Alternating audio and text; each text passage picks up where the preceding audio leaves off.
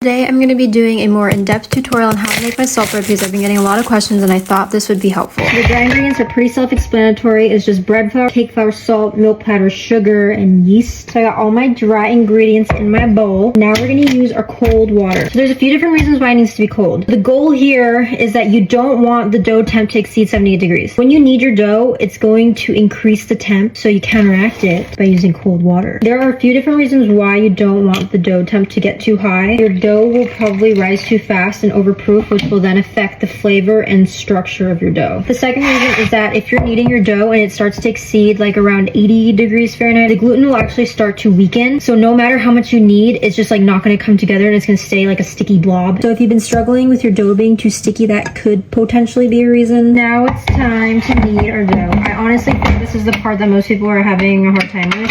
We're first going to mix this on low speed until it becomes a cohesive dough ball. Once it's a cohesive lump, you can throw in your butter and then you're going to increase to medium speed and you can knead it until it passes the window pane test. This is about a minute into kneading, so no time for like any gluten to form, so it's insanely sticky. Okay, so this is like 6 minutes in. You can see it's coming together slightly more, but it's still insanely sticky. This is my dough after another 8 minutes. You can see it's way smoother and it's not sticking like crazy anymore.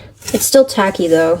At this point, if you try doing the window pane test by slowly stretching the dough out, you should be able to make this translucent film without tearing the dough. And now you can shape this into a tight ball so that your dough can rise. And you shouldn't have to add any flour to make it not sticky. And it should be super smooth. It's 3:30 a.m. I started this way too late, but my dough is now doubled in size. Super jiggly. Ooh.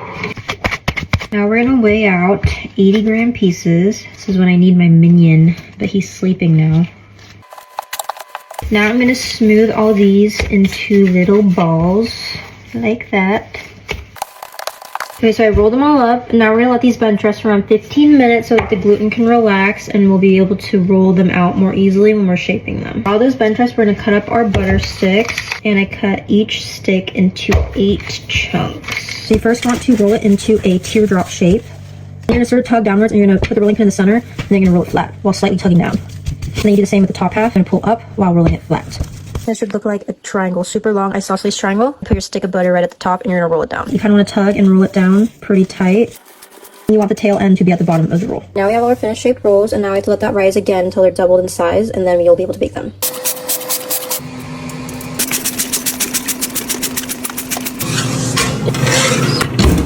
I'm just brushing some leftover butter onto the rolls. Okay, it's 5:20 a.m. Here are our finished rolls. Butter roll.